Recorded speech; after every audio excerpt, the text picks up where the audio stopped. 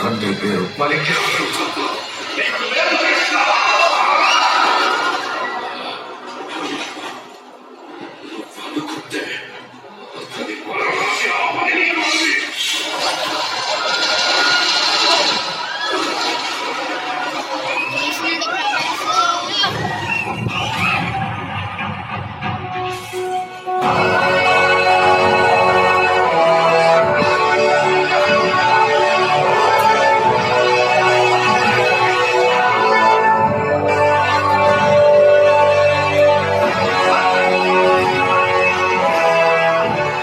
అశ్వత్థామ దేవుడైన ధ్రువుడైన కర్మని ఎవరు తప్పించుకోలేరు.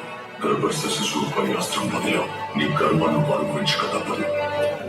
అయితే సాధించు చక్రం విధించు నీ శిక్షని. చావుని శిక్ష కాదు అశ్వత్థామ, అది నీ ముక్తి.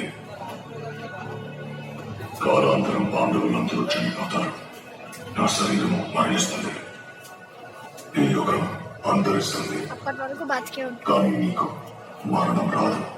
వేలాది సంవత్సరాలు నీ గాయాలు మానక, చావలేక, బ్రతకలేక ఎన్నో పాపాలు చూస్తూ ఒంటరిగా జీవిస్తావు.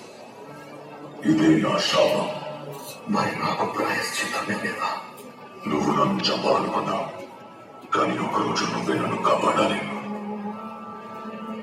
నేను కలియుగం వస్తుంది.